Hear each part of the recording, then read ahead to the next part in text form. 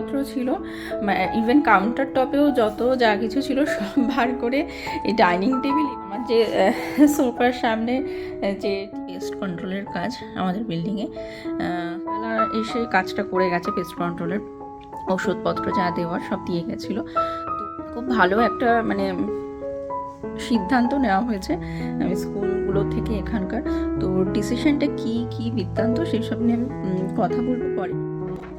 নমস্কার বন্ধুরা, আশা করি আপনারা সবাই খুব খুব ভালো আছেন, সুস্থ আছেন।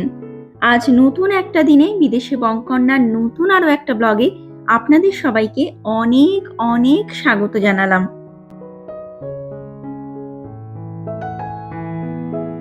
কন্টিনিউয়াসদের একটা মেল আসতো, মানে আমাদের প্যারেন্টসরা প্রত্যেকের কাছে একটা মেল আসতো যে সেল ফোনটাকে অ্যাভয়েড করার জন্য স্কুলে। আজকে শনিবার আর এখন দুপুর ওই 12টা মতো বাজে। সকালের চা জল খাবার খাওয়া সব শেষ করে চলে গেছিলাম স্নান করতে। আর স্নান সেরে এখন যাচ্ছি রান্নাঘরের দিকে, কারণ রান্নাঘরে আমার জন্য অপেক্ষা করে বসে রয়েছে বেশ কিছু কাজ। সেগুলো সারা হয়ে গেলে তারপর বানাতে হবে আজকের লাঞ্চ।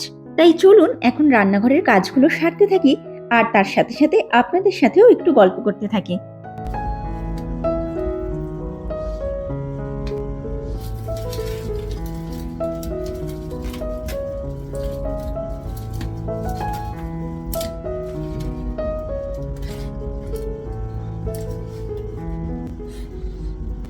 তো এখন আমি পেঁয়াজগুলো এই বাস্কেটের মধ্যে ঢালছি। আসলে পেঁয়াজের বস্তাটা দুদিন আগে আনা হয়েছে, কিন্তু বাস্কেটটার মধ্যে রাখা হয়নি। আমি এই বাস্কেটটা বেতেরই একটা মেলা থেকে কিনেছিলাম এখানে। তো এটা একটা বেতেরই বাস্কেট, এটার মধ্যে আমি রাখি যখনই পেঁয়াজ আনা হয়। পেঁয়াজ আমাদের সাধারণত এরকমই একটা আনা হয় বস্তা। এটা 10 LBর একটা বস্তা। তো 10 LB মানে এই যে লেখা আছে 4.5 কেজির মতো। তো এই 4.5 কেজির বস্তাটাই আমাদের আনা হয়। লুজ একটা দুটো কিনতে গেলে না একটু দামটা বেশি পড়ে। তো আমরা সবসময় চেষ্টা করি এরকম যেটা 10 LB মানে 4.5 কেজির যে বস্তাটা পেঁয়াজের এটাই আনার। এটা কানাডার মোটামুটি সব সুপার মার্কেটেই পাওয়া যায়। ওয়ালমার্ট, ফ্রেশকো, এখানে যা যা মার্কেট আছে এই বস্তাটা পাওয়া যায়। কোনো সময় যদি স্টক না থাকে, স্টক খালি হয়ে যায়, সেক্ষেত্রে লুজ আনতে হয়, তবে সেটা খুব কম, সাধারণত পাওয়া যায় এই বস্তাটা। তো আনলে পরে আমার এই যে বাস্কেটটা, তো এইটার মধ্যে ভালো মতো ধরে যায়। তো 2-4টে এক্সট্রা হয়, সেটা আমি একটা বাটিতে রেখে দিই।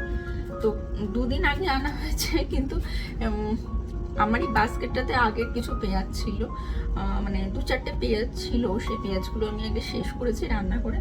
তো গতকালই শেষ হয়ে গেছিলো, কিন্তু আমার আর ঢালা হয়নি গতকাল। তো আজকের জন্য বসেছি। আর এই বেতের বাস্কেটটার নিচে আমি সবসময় একটা পেপার দিয়ে রাখি। সবসময় কি হয়, একটা দুটো পেঁয়াজ না, এত বড় বস্তাতে একটা দুটো পেঁয়াজ দেখা যায় অনেক সময় খারাপও থাকে এক দুটো। তো আমি তো যখন রাখি দেখেই রাখি, বাট অনেক সময় হয় একটু নরম থাকলে কিছুদিনের মধ্যে সেই পেঁয়াজটা না খারাপ হয়ে যায়। তো আমি এই জন্য দিয়ে রাখি, কারণ আগে আমার একটা এক্সপিরিয়েন্স হয়েছে যে এরকম ভেতরে পেঁয়াজটা হয়তো একটা দুটো এরকম নষ্ট হয়ে গেছিলো এবং রস হয়ে পুরো বাস্কেটটা খারাপ হয়ে গেছিলো, সেটাকে মুছে আমি ঠিক করেছিলাম। তো এখন থেকে এর জন্য কি করি, বাস্কেটের নিচে একটা পেপার দিয়ে নিই, নিউজ পেপার, যাতে ডাইরেক্ট এটাতে কিছু এফেক্ট না হয়। তো যাই হোক, চলুন এটাকে রাখি। এটার মধ্যে দুদিন ধরে বস্তার পেঁয়াজগুলো পড়ে রয়েছে এভাবে।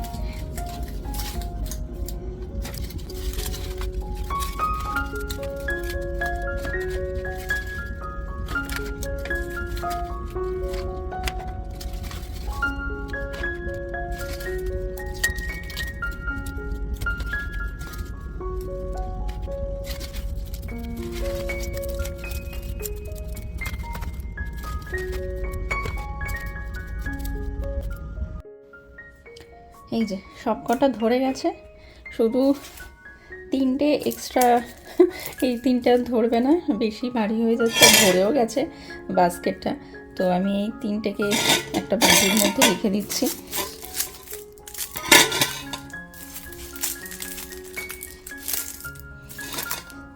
আর এই যে বস্তাও খালি। তো অ্যাকচুয়ালি বস্তা বলা, যেটা আমরা তো দেশে সব বস্তা বলে বলে অভ্যস্ত। এই নেটের ব্যাগটায় এই যে এখানে লেখা আছে, এই ফ্লোরটা ক্লিন করতে হবে, ফ্লোরের মধ্যে পড়েছে। এই দেখুন কোথায় লেখা, এই যে 10 LBর নেট ব্যাগটা আর কি। এই নেট ব্যাগের মধ্যে এই যে 10 LBর মতো থাকে, যেটা 4.5 কেজি আর কি পেঁয়াজ মতো থাকে। তো এইটাই বেশিরভাগ কেনা হয়, কারণ এইটা কিনলে না একটু সস্তা হয় ব্যাগটা, যেটা আমি বললাম। আর লুজে কিনতে গেলে একটু দামটা বেশি পড়ে যায়। তো আমরা সাধারণত এটাই এনি। আমরা কেন, মোটামুটি ক্যানাডার বেশিরভাগ ঘরেই এই পেঁয়াজের এরকম 10 LBর যে নেটের ব্যাগগুলো পাওয়া যায়, এগুলোই ধরে নিয়ে আসা হয়। তো এদিকে ভরে গেছে, আর এই 3টে এক্সট্রা, এই 3টেকে রেখে দিলাম বাটিতে। এবার এগুলো গোছাই, এখানে প্রচুর নোংরা হয়ে গেছে, ফ্লোরটা ক্লিন করে নিই।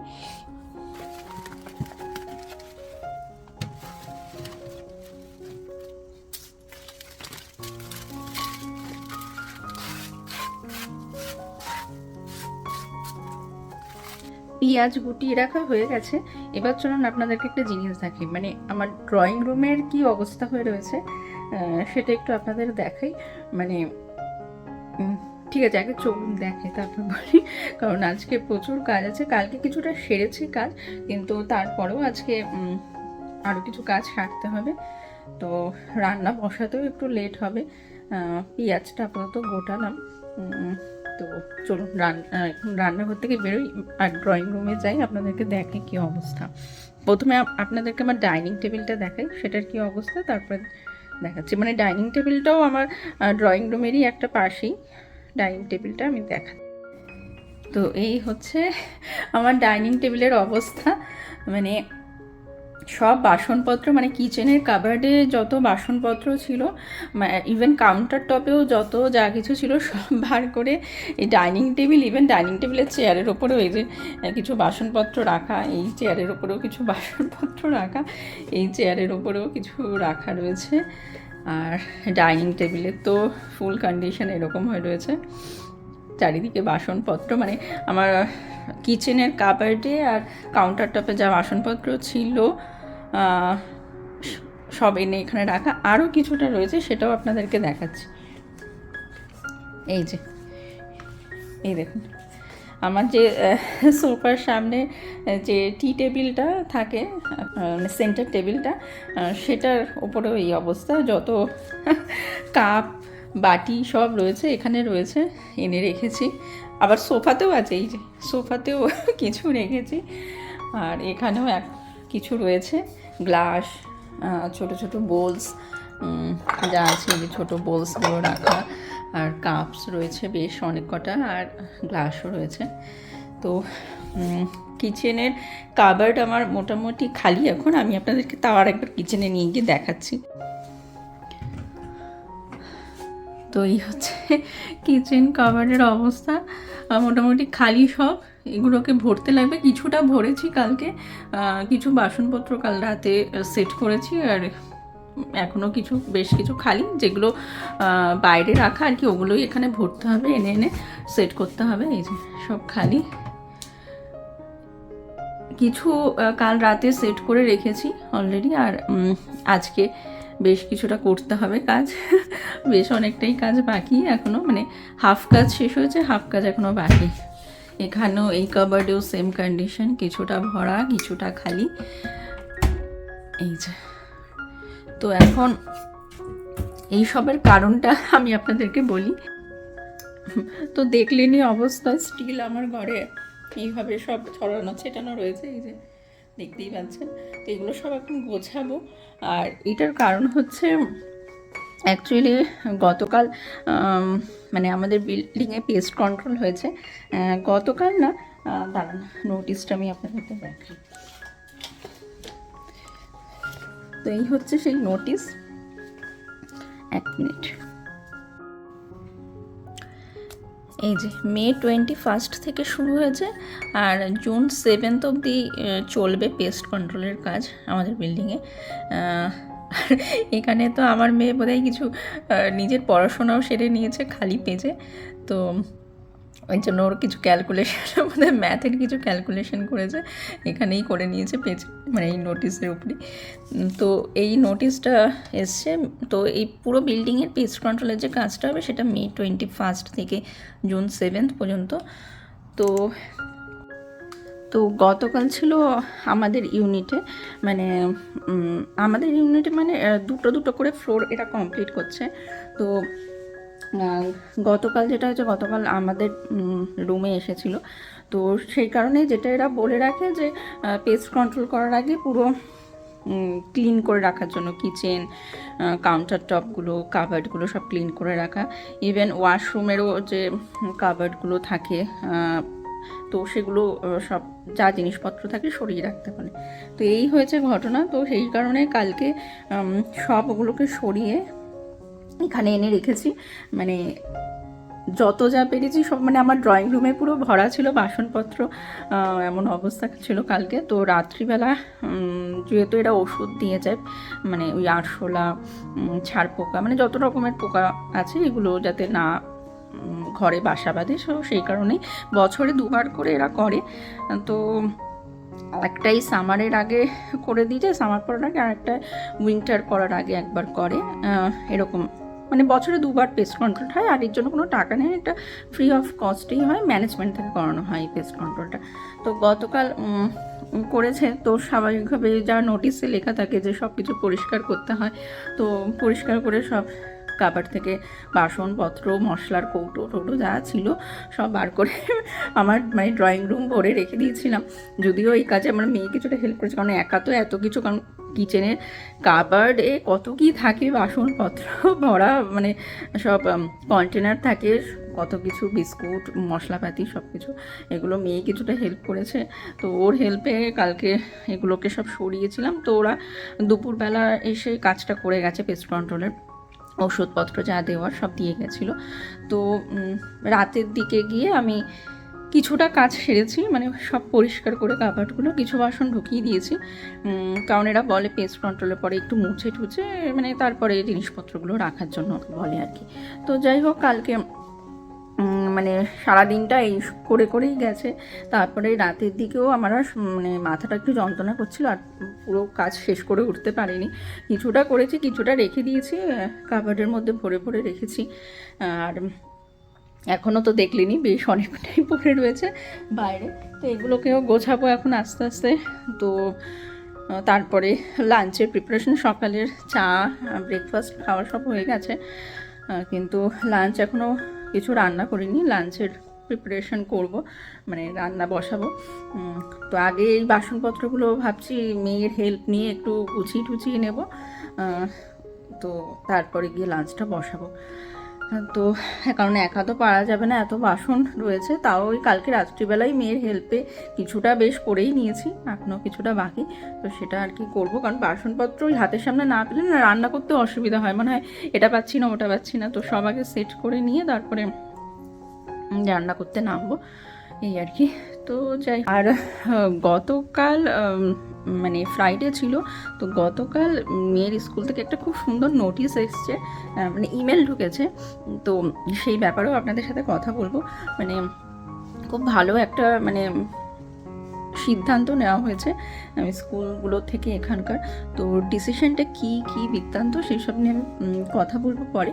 আগে আপাতত ঘরের কাজগুলো সারি, বলবো, মানে এমনকি আপনাদের দেখাবো, শুধু বলবো না, দেখাবো জিনিসটা, যে এখানকার স্কুলগুলো থেকে যে সুন্দর একটা স্টেপ নেবে একটা ব্যাপার নিয়ে। মানে হয়তো আমার ভিডিও টাইটেল দেখে বুঝে গেছেন ব্যাপারটা, তো সেটার ব্যাপারেই আমি একটু কথা বলবো। তো যাই হোক, আগে কাজ সেরে নিই, তারপরে কথাগুলো নিয়ে আলোচনা করতে বসবো। কারণ কাজ যতক্ষণ না সারা হয় মনে হয় যেন মাথার ওপরে ওই নিয়ে একটা টেনশন চলে। এক তো ঘরে সব ছড়ানো ছেটানো যেরকম দেখলেন, এগুলো আগে গুছিয়ে নিয়ে রান্নাটা সেরে নিই, তারপরে রিল্যাক্স হয়ে বসে আপনাদের সাথে সেসব ব্যাপারে কথা বলছি।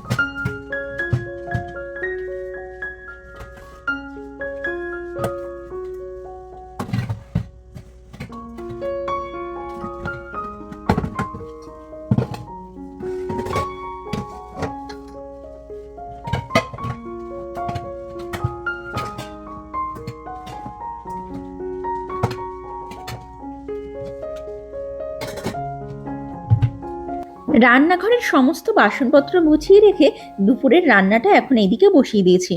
আজ বানাবো একটু সোয়াবিন পোলাও। আর তার জন্য সোয়াবিনগুলোকে আমি সকালবেলাতেই ঘুম থেকে উঠে গরম জলে ভিজিয়ে বেশ কয়েক ঘন্টার জন্য রেখে দিয়েছিলাম। আর একটু আগে সোয়াবিনগুলো থেকে জল ঝরিয়ে নিয়ে অল্প একটু নুন, হলুদ, কাশ্মীরি রেড চিলি পাউডার দিয়ে হালকা করে একটু ভেজে সেগুলোকে এই বাটিটার মধ্যে তুলে রেখে দিয়েছি। তবে শুধু সোয়াবিনগুলোকেই ভেজে রেখে দিইনি, বেশ কয়েকটা কাজু বাদাম আর কিশমিশকেও কড়াইয়ের মধ্যে অল্প একটু ঘি দিয়ে তার মধ্যে হালকা করে একটু ভেজে নিয়ে এই বাটিটার মধ্যে রেখে দিয়েছি। আর এই বাটিটার মধ্যে রেখেছি 3 চামচ মতো টক দই।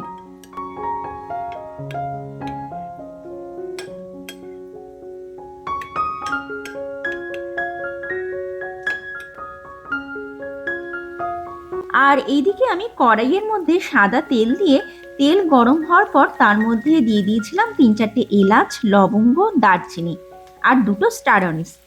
আর তারপর কেটে রাখা 2টো বড় সাইজের পেঁয়াজকে এর মধ্যে দিয়ে হালকা করে এখন একটু ফ্রাই করে নিচ্ছি।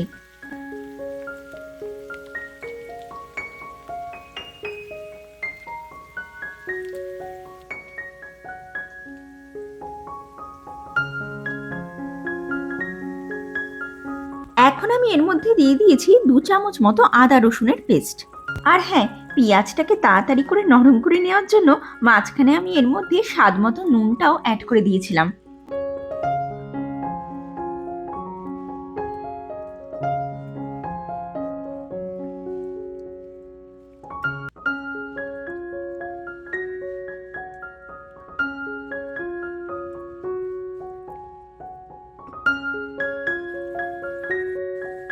পেঁয়াজ, আদা, রসুনের কাঁচা গন্ধটা চলে যাওয়ার পর এখন আমি এর মধ্যে একটা বড় সাইজের টমেটোকে ছোট ছোট টুকরো করে কেটে এর মধ্যে অ্যাড করে দিয়েছি। আপনারা যদি চান তাহলে টমেটো পেস্ট বানিয়েও অ্যাড করে দিতে পারেন।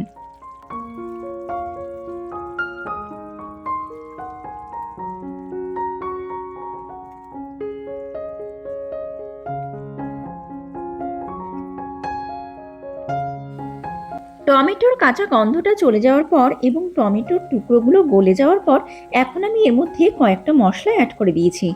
আর মশলাগুলো হচ্ছে হলুদ গুঁড়ো, কাশ্মীরি রেড চিলি পাউডার আর ধনে গুঁড়ো। আর হ্যাঁ, আমার ঘরে 1 প্যাকেট চিকেন বিরিয়ানির মশলা ছিল, তাই আমি 1/2 চামচ মতো বিরিয়ানির মশলাটাও এর মধ্যে অ্যাড করেছি। আপনাদের ঘরে যদি বিরিয়ানি মশলা না থাকে তাহলে সেক্ষেত্রে আপনারা বিরিয়ানির মশলাটা স্কিপ করতে পারেন, তাতে কোনো অসুবিধা নেই।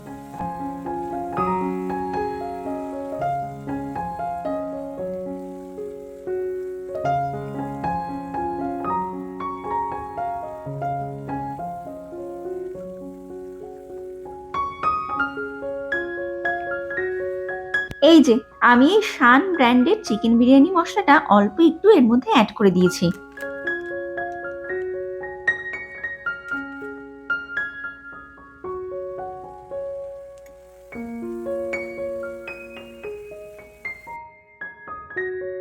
এইদিকে মশলাগুলো ভালো করে কষিয়ে নেওয়ার পর এখন আমি এর মধ্যে যে টক দইটা প্রথমে বাটির মধ্যে রেখে দিয়েছিলাম সেটা অ্যাড করে দিয়েছি।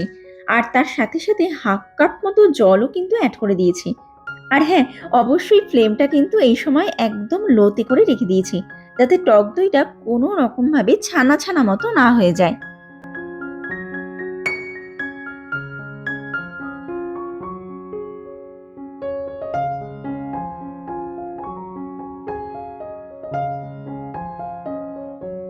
যে সয়াবিনগুলো প্রথমেই আমি হালকা করে একটু ভেজে রেখে দিয়েছিলাম, 7-8 মিনিট পর এখন আমি সেই সমস্ত সয়াবিনগুলোকে অ্যাড করে দিয়েছি।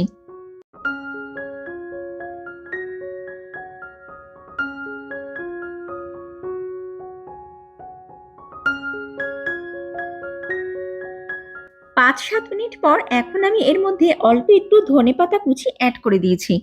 আর আমি 2টো মিডিয়াম সাইজের আলুকে মাইক্রোওয়েভে দিয়ে হাফ বয়েল মতো করে নিয়েছিলাম। তো সেই আলুগুলোকে ছোট ছোট টুকরো করে কেটে এখন আমি এর মধ্যে দিয়ে দিয়েছি। যদিও বেশি ছোট ছোট টুকরো করে কাটিনি, আবার ওই বেশি বড় করেও কাটিনি, তার মাঝামাঝি একটা সাইজ করে কেটেছি।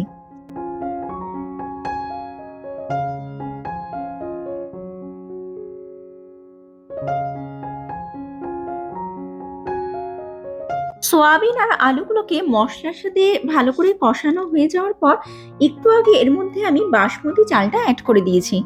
আর বাসমতি চালটাকেও কিন্তু আমি ভালো করে ধুয়ে নিয়ে 1-1.5 ঘন্টার মতো জলে ভিজিয়ে রেখে দিয়েছিলাম। আর আমি যেহেতু 6 কাপ মতো বাসমতি চাল নিয়েছি, তার জন্য আমি জল অ্যাড করেছি কিন্তু ডবলের থেকে 2 কাপ কম, মানে ওই 10 কাপ মতো জল অ্যাড করেছি। তবে আমার এখন মনে হচ্ছে 6 কাপের পোলাও বানানোর জন্য যে কড়াইটা আমি নিয়েছি সেটা একদমই পারফেক্ট নয়। এর থেকে একটু বড় কড়াইতে রান্নাটা বসালে ভালো হতো। যাক, এখন আর কিছু করার নেই, ঠিকঠাকভাবে রান্নাটা নেমে গেলেই হলো। আর তার জন্য এখন আমাকে বাকি রান্নাটা খুব সাবধানে সাবধানে সারতে হবে। আর হ্যাঁ, চাল দেওয়ার 10-12 মিনিট পর আমি কিন্তু এর মধ্যে অল্প একটু গরম মশলা, অল্প একটু ধনেপাতা কুচি আর 3-4টে কাঁচা লঙ্কাকে মাঝখান দিয়ে চিড়ে অ্যাড করে দিয়েছিলাম। আর এখন সবশেষে ওপর দিয়ে বেশ কিছুটা বেরেস্তা ছড়িয়ে দিয়েছি। ব্যাস, রান্না মোটামুটি শেষ। এবার ফ্লেমটাকে লোতে রেখে এটাকে 1/2 ঘন্টা 40 মিনিটের জন্য দমে বসিয়ে রেখে দেবো। আর দমে বসানোর জন্য আমার এখন লাগবে বেশ কিছুটা অ্যালুমিনিয়াম ফয়েল। আর এইদিকে ঘটনাটা হয়েছে এমন যে অ্যালুমিনিয়াম ফয়েল বার করতে গিয়ে দেখি সেখানে পড়ে রয়েছে একটুখানি ফয়েল পেপার। তো এখন আমি যেটা করেছি সেটা হচ্ছে এই যে যতটুকু ফয়েল পেপার পড়েছিল সেটাকে 2 টুকরো করে ছিঁড়ে নিয়ে এই কড়াইটার যে দিকগুলো দিয়ে হাওয়া বেরোনোর সম্ভাবনা ছিল সেই সমস্ত মুখগুলো, মানে সেই সমস্ত দিকগুলোকে ফয়েল পেপারের টুকরোগুলো দিয়ে আটকে দিয়েছি। যাই হোক, চলুন এটা এবার বেশ কিছুক্ষণ এইভাবে দমে বসানো থাক। 1/2 ঘন্টা পরে এসে কড়াইয়ের ঢাকনাটা খুলে দেখবো যে সয়াবিন পোলাওটা ফাইনালি কেমন হলো। 35 মিনিট মতো হয়ে গেছে। চলুন এবার ঢাকনাটা খুলে দেখি সয়াবিন পোলাওটা কেমন হয়েছে।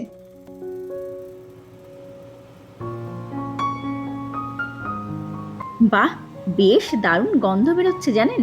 আর দেখতেও কিন্তু বেশ দারুণ হয়েছে, তাই না বলুন? দাঁড়ান, চালগুলো ঠিকঠাকভাবে সেদ্ধ হয়েছে কিনা বা পোলাওটা ঝরঝরে হয়েছে কিনা সেটা একবার দেখে নিই।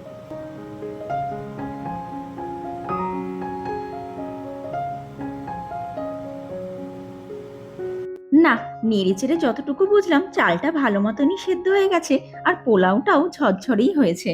দাঁড়ান, এবার যে কাজু কিশমিশগুলোকে প্রথমে ঘিয়ের মধ্যে দিয়ে হালকা করে একটু ফ্রাই করে রেখে দিয়েছিলাম সেগুলোকে এখন উপর দিয়ে ছড়িয়ে দিই।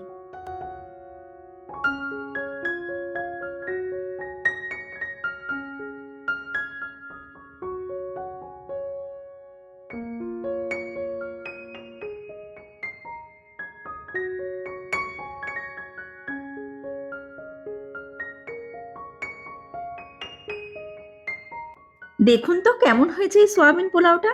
সত্যি কথা বলতে আমি কিন্তু দেখে আর লোভ সামলাতে পারছি না। যেমন সুন্দর গন্ধ বেরোচ্ছে তেমনই সুন্দর দেখতেও লাগছে। দাঁড়ান, তাড়াতাড়ি করে এবার এটাকে প্লেটে বেড়ে নিয়ে খেতে বসে পড়ি। এমনিতেও ঘড়িতে প্রায় 3:45 মতো বাজতে যায়।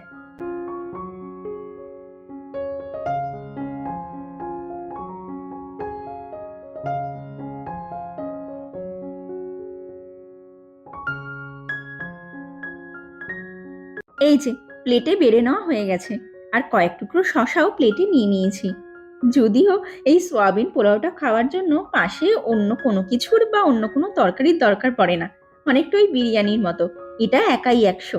তবে গতকাল আমি একটু ডিম রান্না করেছিলাম, সেটা বেশ কিছুটাই রয়ে গেছিল। তাই আজ এই সোয়াবিন পোলাও বা সোয়াবিন বিরিয়ানি যাই বলুন না কেন, এর পাশে ওই ডিমের তরকারিটা একটু নিয়ে নিয়েছি। যাই, এবার খেতে বসে পড়ি। আমার মেয়ে আর আমার হাজবেন্ড দুজনেই অলরেডি খেতে বসে পড়েছে। আগে খাওয়াটা শেষ করে নিই, তারপর আপনাদের সাথে বসে একটু আড্ডা দেব।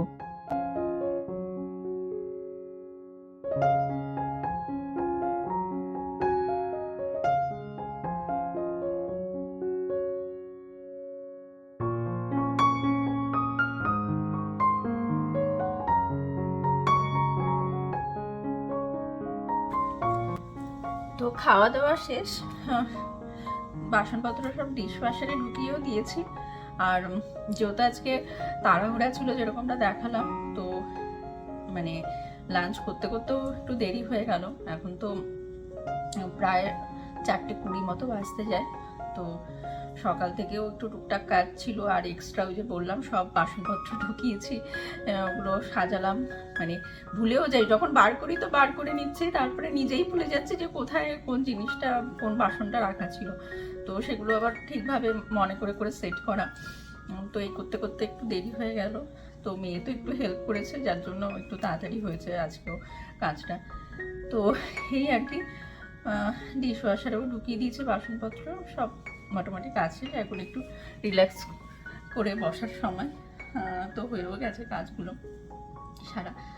আর যে ওই সোয়াবিন পোলাওটা যে বানিয়েছি, আপনারা না বাড়িতে ট্রাই করে দেখতে পারেন। মানে এরকম তাড়াহুড়ার দিনে এরকম ওয়ান পট মিল এগুলোকে বলা যেতে পারে। মানে শুধু শুধুই খাওয়া যেতে পারে, একটা পদ দিয়েই, বেশি এক্সট্রা কিছু লাগে না। তো ডিমের কারিটা যেহেতু আমার গতকাল বানানো ছিল, তো আমি এর জন্য ওইটা দিয়েই সার্ভ করেছি, আমরা সবাই ওইটা দিয়েই খেয়েছি। তো তো ডিমের কারিটাও না বেশ সুন্দর, আমি এক জায়গায় দেখেছি, দেখে বানিয়েছিলাম। তো কালকে তো আমি আর ভিডিও, মানে গতকাল আর ভিডিও তো করিনি, তো সেই কারণে ওটা শ্যুট করিনি। তো প্রথমে আমি নিজে ট্রাই করতে চেয়েছিলাম যে হ্যাঁ ভালো হয়, তো দেখলাম বেশ ভালোই হয়েছে। তো অন্য একদিন আপনাদের সাথে ওই ডিমের রেসিপিটা শেয়ার করব। খুব ভালো হয় খেতে, মানে ওইটাও খুব তাড়াতাড়ি হয়ে যায়। তো ওইটা যেহেতু ছিল, আমি ওটা দিয়েই সবাইকে দিয়েছি, আমি মেয়েকে, হাজব্যান্ডকে, আমিও ওটা দিয়ে খেয়ে নিয়েছি। তবে সোয়াবিন পোলাও যেটা, বা সোয়াবিন বিরিয়ানি যেটাই বলতে পারেন, ওইটাও বেশ ভালোই লাগে। মানে শুধু শুধুই খাওয়া যায়, কিছু লাগে না তরি তরকারি ওটার সাথে। এমনি ওয়ান পট মিল হিসাবে আপনি লাঞ্চ বক্সেও নিয়ে যেতে পারেন অফিসে, বা বাচ্চাদের স্কুলেও দিয়ে দিতে পারেন।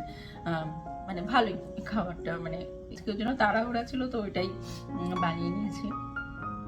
তো যাই হোক, তো তখন যে কথাটা বলতে বলতে থেমে গেছিলাম, যে গতকাল না, মানে এখানে স্কুল থেকে, যদিও না গত 3-4 মাসে এখানে মানে 15 দিন বাদে বাদে বলতে পারেন, মানে স্কুল থেকে কন্টিনিউয়াস এদের একটা মেল আসতো, মানে মানে আমাদের প্যারেন্টস যারা, আমাদের প্রত্যেকের কাছে একটা মেল আসতো যে সেল ফোনটাকে অ্যাভয়েড করার জন্য, স্কুলে সেল ফোন না নিয়ে যাওয়ার জন্য, বা যদিও কারোর দরকারে কেউ যদি নিয়েও যায়, সেক্ষেত্রে ওই লকার থাকে এখানে স্কুলগুলোতে, লকারে রেখে দেওয়ার জন্য, মানে যতক্ষণ ক্লাস চলবে, স্কুল চলবে, সেই সময়টা যেন এরা বার না করে।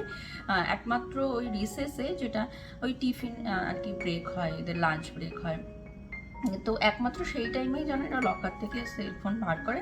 আদারওয়াইজ ক্লাসরুমে যেন এরা কোনো রকম, যদি ফোন নিয়েও যায় কেউ, কোনো বাচ্চা, তারা যেন বার না করে। এই নিয়ে না গত 3-4 মাস ধরেই কন্টিনিউয়াসলি স্কুল থেকে একটা মেল আসছিল। মানে যদিও আমার মেয়েকে আমি ফোন দিয়ে কোনোদিনও স্কুলে পাঠাইনি আজ পর্যন্ত। তো তবে হ্যাঁ, ওর একটা ট্যাব আছে যেটা বাড়িতে ইউজ করে, ল্যাপটপ তো আছে, ল্যাপটপও বাড়িতে ইউজ করে, বাট স্কুলে কোনোদিনও আমি ওকে ফোন দিয়ে পাঠাইনি। তো যেসব বাচ্চারা নিয়ে যায়, অনেক বাচ্চাই নিয়ে যায়, তো তাদের জন্যই আর কি বলা হতো যে তারা যেন ক্লাসরুমে মোবাইলটা ইউজ না করে। আর এই নিয়ে বারবারই মেল এসছে মানে প্যারেন্টসদের কাছে। ইভেন এখানে যে টরন্টো ডিস্ট্রিক্ট স্কুল বোর্ড, মানে আমরা যেহেতু টরন্টো শহরে রয়েছি, তো টরন্টো ডিস্ট্রিক্ট স্কুল বোর্ড থেকেও মেল পাঠাতো, স্কুল থেকে মেল পাঠাতো, এরকম করেছে। তো গতকাল একটা বেশ ভালো মেল ঢুকেছে, মানে যে এখানে যে কতটা ডিস্টার্ব করছে, মানে স্টুডেন্টদের মাইন্ডে কতটা এফেক্ট ফেলছে, যে সমস্ত যে সোশ্যাল মিডিয়াগুলো রয়েছে, ইনস্টাগ্রাম, ফেসবুক, এইসব, টিকটক, তো এই জিনিসগুলো না বাচ্চাদের স্টাডিতেও, পড়াশোনাতেও ভীষণ এফেক্ট ফেলছে। মানে এটা টরন্টো মানে ডিস্ট্রিক্ট স্কুল বোর্ড থেকেই জানানো হয়েছে ব্যাপারটা, যে এটা খুবই নাকি এফেক্ট করছে বাচ্চাদের মাইন্ডে, বাচ্চাদের পড়াশোনায় এফেক্ট ফেলছে। তো এদের জন্য এরা বলছে যে এরা মেটার সাথে কথা বলবে, মেটা কোম্পানির সাথে কথা বলবে। তো এই নিয়ে একটা মেল পাঠিয়েছে। তবে হ্যাঁ, কি স্টেপ নেবে, এক মিনিট আমি আপনাদেরকে দেখাই। এই যে টিডিএসপি থেকে একটা, আমি জানি এখানে স্ক্রিনে ঠিক ক্লিয়ার আসছে না, লেখাগুলো অনেক বড় একটা মেল পাঠিয়েছে, পুরোটা আসছে না স্ক্রিনে, অনেক বড় একটা মেল এসছে। আমি মেলটা না, আমি স্ক্রিন আপনাদের দিয়ে দেবো, আপনারা দেখতে পারবেন। আপাতত জানায়নি এরা কীরকম কী স্টেপ নেবে, শুধু জানিয়েছে যে এরা মেটার কোম্পানির সাথে কথা বলবে, ডিসকাস করবে ব্যাপারটা নিয়ে। তো মানে বাচ্চাদের যাতে পড়াশোনায় কোনো রকম কোনো এফেক্ট না হয় সেই নিয়ে। এবং এরা এটাও কনফার্ম করছে যে সেপ্টেম্বর থেকে এখানে যে সেশন শুরু হয়, মানে কানাডায় তো সেপ্টেম্বর থেকে সেশন শুরু হয়, আপনারা অনেকেই জানেন যে নতুন ক্লাস সেটা সেপ্টেম্বর থেকে শুরু হয়, কারণ জুলাই আগস্ট এখানে সামার ভ্যাকেশন থাকে, তার আগে ক্লাস শেষ হয়ে যায়। মানে আমার মেয়েদেরও যেমন জুন 29 অবধি ক্লাস হবে, জুন 29 বা 30 এরকম বলছিল ওদের ক্লাসটা চলবে। তো তারপরে স্কুল বন্ধ 2 মাসের জন্য, জুলাই আগস্ট, তারপরে যে নতুন ক্লাসে ওঠা আর কি সেশনটা সেপ্টেম্বরে। তো বলছে সেপ্টেম্বর থেকেই এরা এই ব্যাপারটা মানে সলভ করা সেপ্টেম্বরের আগে সলভ করবে, এবং যেই স্টেপগুলো নেবে ডিটেলস যদি সেরকমভাবে কিছু জানায়নি। তো হোপফুলি বাচ্চাদের মধ্যে যে ইনস্টাগ্রাম, টিকটক এসব নিয়ে যে একটা ক্রেজিনেস আছে সেটা হয়তো একটু হলেও কাটবে, এবং পড়াশোনায় কনসেন্ট্রেট যাতে বাড়ে সেটাও দেখবে, হোপফুলি সেটাও ঠিক হবে। তো দেখা যাক কি হয়, কারণ আমার মেয়ের যদিও ওরকম টিকটক, মানে আজকাল তো যেটা হয় বাচ্চাদের এরকম স্ক্রোল করতেই থাকে রিল যেগুলো দেখা, সেটা আমাদের সাথে হয়, আমরা অনেক সময় বসলে কন্টিনিউয়াসলি স্ক্রোল করতেই থাকি স্ক্রিনে, মানে রিলগুলো দেখা, মানে এরকম হয়ে যায়। তো সময় কি করে পাস হয়ে যায় বোঝাও যায় না, 1 ঘন্টা 1.5 ঘন্টা সময় চলে যায়। মানে আমি এর জন্য অ্যাভয়েড করি যে, আমি নিজেও মানে এই জিনিসটা বুঝতে পারি কারণ আমার সাথেও হয়, তো আমি এর জন্য অ্যাভয়েড করি যে কাজের টাইমে আমি মোবাইল ধরবো না, স্পেশালি রিল তো দেখবো না, রিল দেখতে গেলে এরকম স্ক্রোল হতেই থাকে হাতটা। এই জন্য আমি ভীষণই ব্যাপারটা অ্যাভয়েড করি যখন আমি কাজ করি, মানে আমি নিজেকে সংযত করার চেষ্টা করি যে না আমি ধরবো না এই টাইমে, এই যা যতটুকু হয় ভিডিও বানানোর জন্য যা সেটা আমি ক্যামেরা অন করি, বাট মোবাইল ধরে আমি একটু অ্যাভয়েড করি ওই টাইমটা। যখন বসলাম তখন দেখি, বাট তাও দেখি যে আমি যদি ভাবি যে আমি 15-20 মিনিট বসে একটু মোবাইল ঘাঁটবো, তাও দেখা যায় সেই 15-20 মিনিট যে কোথায় চলে যায় কোনো ঠিক থাকে না। তো আমি বুঝতে পারি ব্যাপারটা, আর বাচ্চাদের ক্ষেত্রে তো এটা আরো বেশি হয়, বোঝা যায়। তো এই আর কি, তো দেখা যাক কি স্টেপ নেয়, বলছে তো এরা কথা বলবে মেটা কোম্পানির সাথে, এরা ডিসকাস করবে ব্যাপারটা নিয়ে, যাতে বাচ্চারা এই যে জিনিসটার সাথে অ্যাডিক্টেড হয়ে যাচ্ছে, পড়াশোনায় কনসেন্ট্রেট কমে যাচ্ছে, এই ব্যাপারটা এরা দেখবে। তো লেটস সি সেপ্টেম্বরে কি হয়। তবে যখন কানাডা সরকার থেকে সিদ্ধান্তটা নিয়েছে নিশ্চয়ই এরা কিছু করবে, মানে এরা যখন বলে তার মানে এরা করবে, এটা ডেফিনেটলি করবে, কিছু একটা সলিউশন বার করবে। দেখি আমার মেয়ে জানে কিনা, আমি একটু দেখে আসি ও কতটা জানে, ওর কারণ আমাদের কাছে অনেক সময় মেলগুলো ঢোকে, তো এদেরও একটা অ্যাকাউন্ট থাকে, যখন এখানে বাচ্চারা স্কুলে ভর্তি হয় তখনই এদের না একটা অ্যাকাউন্ট খুলে দেয়, ইমেল অ্যাকাউন্ট খুলে দেয়। বাচ্চারা যারা স্কুলে পরে এখানে সবারই একটা অ্যাকাউন্ট আছে, ইমেল অ্যাকাউন্ট। তো ওই আর কি, তো দেখি ও জানে কি না আমি জানি না, তবে কালকে আমি পেয়েছি যখন সকালে অ্যাকচুয়ালি মেলটা ঢুকেছে, কিন্তু আমি দেখেছি রাতের দিকে গিয়ে, তখন আর আমি ওর সাথে এই ব্যাপার নেই, কারণ কালকে এই যে পেস্ট কন্ট্রোলের লোক এসছে না, একটা স্মেল থাকে, ওই স্মেলে না আমার মাথা ধরে গেছিলো কালকে রাতে, তো এই জন্য আমি পুরো কাজও কমপ্লিট করতে পারিনি।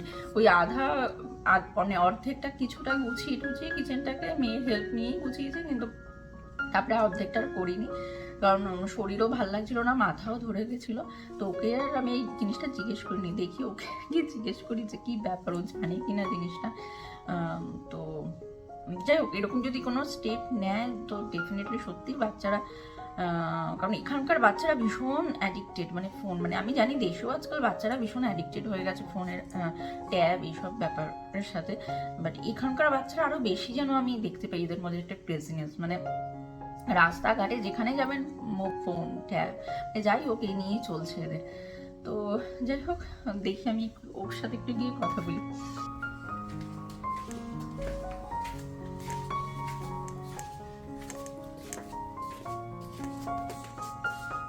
রোজ, মেল পেয়েছিস তোর স্কুল থেকে একটা, যে মেল ঢুকেছে সোশ্যাল মিডিয়ার অ্যাডিকশন নিয়ে, পেয়েছিস মেলটা? দেখেছিস কি করছিলিস, এখনো কি গেম খেলছিলিস? হ্যাঁ, দেখেছিস কিরকম এরা স্টেপ নিচ্ছে, তুই তোদের স্কুল থেকে মানে স্কুল বোর্ড থেকে বারবার এটা নিয়ে একটা স্টেপ নেওয়ার চেষ্টা করছে, হ্যাঁ তুই তো বসে বসে গেম খেলছিলি নাকি পড়াশোনা করছিলি? গেম খেলছিলি? গুগল দিয়ে কি করছিলি? নাকি আমার পায়ের আওয়াজ পেয়ে ঘুরিয়ে দিয়েছিস? হ্যাঁ, পড়াশোনা করছিলি? হুম, দেখি কি পড়াশোনা করেছিস। পড়াশোনা করেছিস? ওকে, না এখন যতটা পারবি এইসব থেকে দূরে থাকবি, বেশি বেশি করে পড়াশোনা করবি, বুঝেছিস?